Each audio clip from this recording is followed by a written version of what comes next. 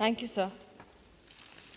एक मानवीय संकल्प के साथ आज आपके माध्यम से सर मैं सभा में उपस्थित सभी सम्मानित सांसदों का आभार व्यक्त करना चाहती हूं कि जेजे एक्ट के इस अमेंडमेंट की परिचर्चा में सभी ने अपनी उपस्थिति आज दर्ज कराई है। यही संसद गवाह रहा साल 2015 में, जब बच्चों के संरक्षण की दृष्टि से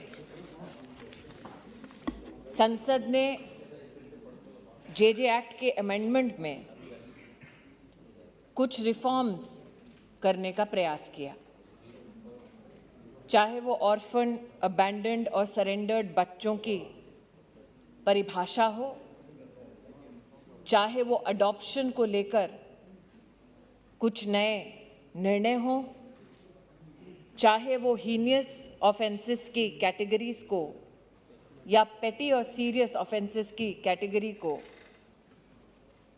सम्मिलित करने का प्रयास हो, या फिर संसद की ओर से पारित लेजिस्लेटिव लक्ष्य के आधार पर देश भर में ये मैंडेट किया जाए कि जितने भी चाइल्ड केयर इंस्टीट्यूशंस हैं अब वो कानून के तहत अपने आप को रजिस्टर कराएं।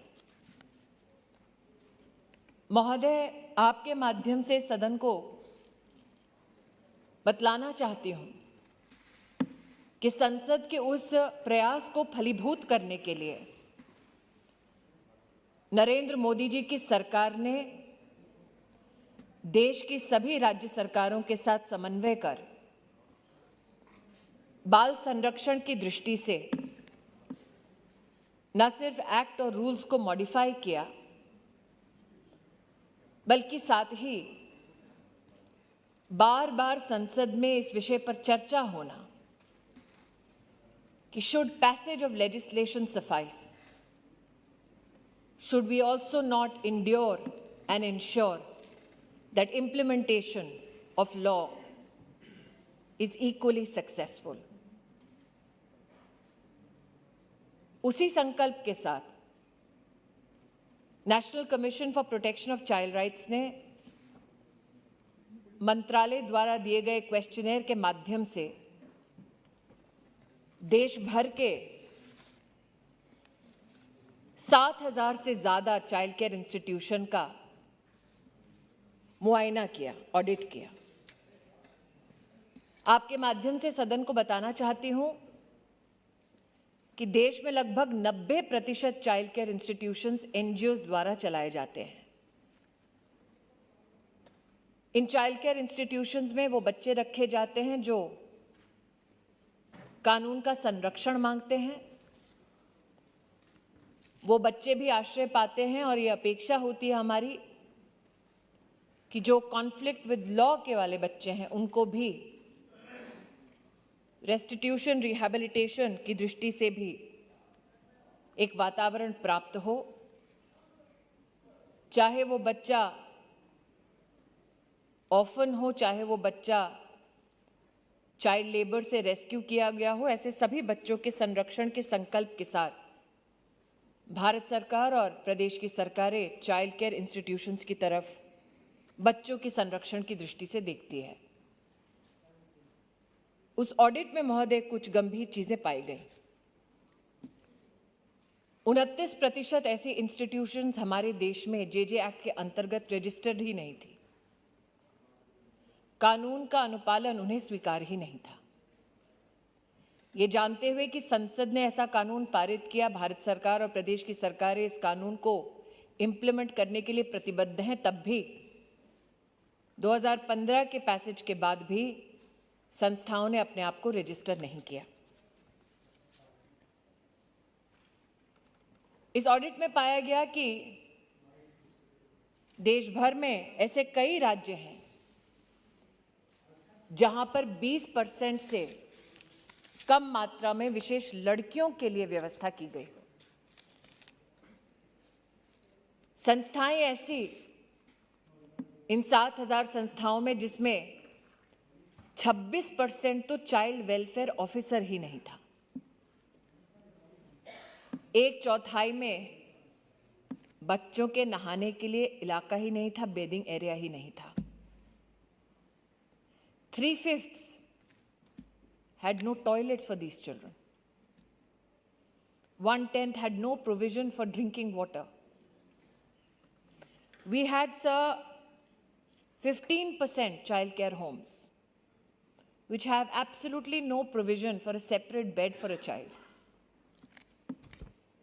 1/10 did not even want to adhere to a diet plan for a child who is being rescued, who needed help. और चाइल्ड वेलफेयर कमेटी महोदय, राष्ट्र भर में उनके संदर्भ में बहुत चर्चा रही। एक चौथाई ने तो ये कहा कि चाइल्ड वेलफेयर कमेटी ने कभी भी हमारा इंस्पेक्शन ही नहीं किया। महोदय, कई बार जिले में बच्चों के शोषण की गंभीर रिपोर्ट आने के बाद जिला प्रशासन सतर्क होकर एक्शन लेता है। आज जो अमेंडमेंट मैं प्रस्तुत कर रही हूं भारत सरकार की ओर से, उस अमेंडमेंट के अंतर्गत ध्येय हमारा ये है, we do not wait for a child to become a victim. हम सतर्क हों ताकि प्रशासनिक ढांचे के माध्यम से हम अपने बच्चों का संरक्षण कर सकें। चाहे वो जुवेनाइल जस्टिस बोर्ड हो, चाहे वो चाइल्ड वेलफेयर कमेटी हो, कहीं ना कहीं एक सुपरविजन की जरूरत थी। और इसीलिए बच्चे की सुरक्षा संरक्षण को केंद्र बिंदु बनाते हुए जिला प्रशासन, डिस्ट्रिक्ट मैजिस्ट्रेट को इस अमेंडमेंट के माध्यम से सशक्त करने का महोदय प्रयास है।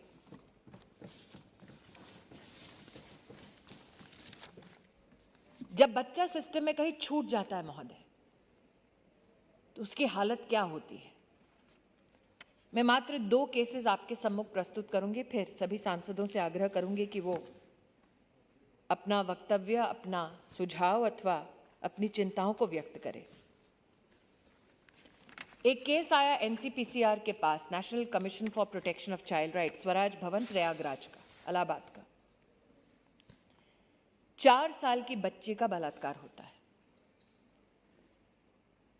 चाइल्ड वेलफेयर कमेटी का कर्तव्य था कि न सिर्फ बच्ची को रिहैबिलिटेट किया जाए, बल्कि अगर बच्ची अडॉप्शन के लिए फ्री है तो उसको प्रस्तुत किया जाए।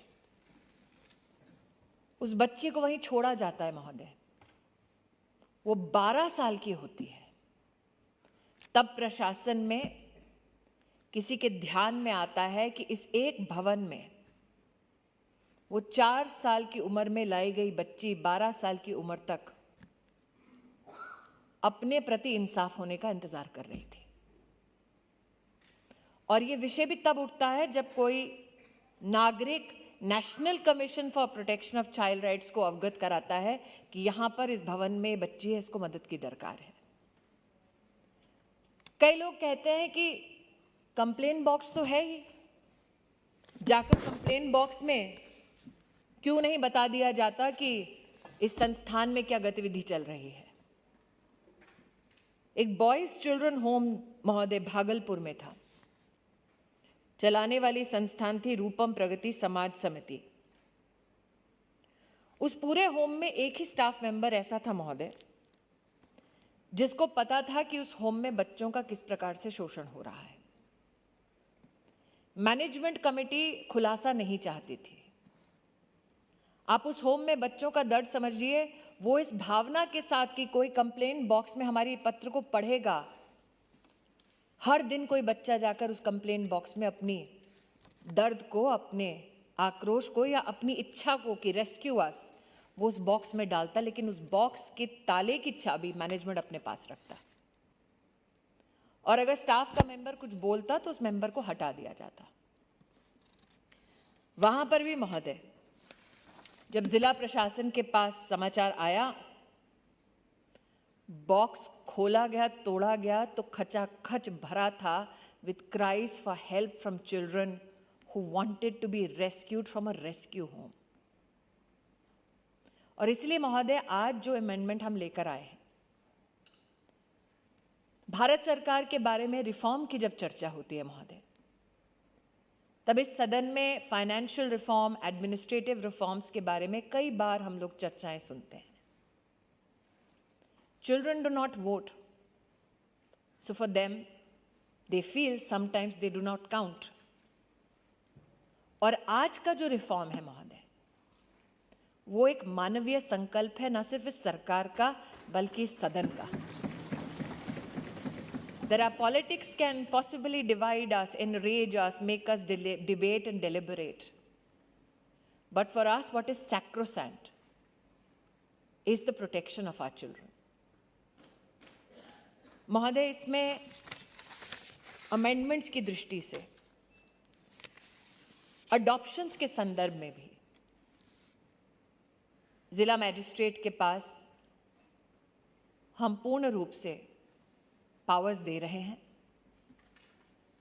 2015 में अडॉप्शन की दृष्टि से एक निर्णय लिया गया कि कोर्ट्स को तवज्जो दी जाए, लेकिन ये भी कहना सही होगा कि आज की तारीख में मार्च 2021 में देश में 900 ऐसे केसेस हैं जो वर्षों वर्ष से लंबित हैं, क्योंकि उन्हें समय पर अडॉप्शन प्रोसेसेस कंप्लीट करने में our courts are so burdened that they are not getting the help that they constitutionally deserve to adopt these children who need protection and care.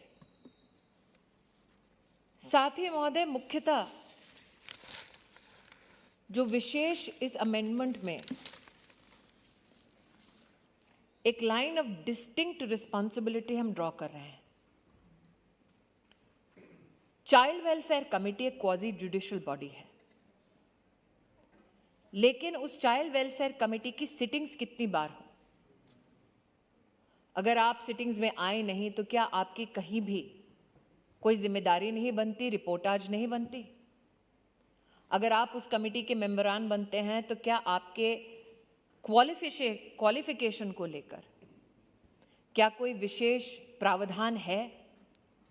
Our intention, sir, is to define those qualifications for the Child Welfare Committee so that it becomes a distinct privilege to serve our children through those committees.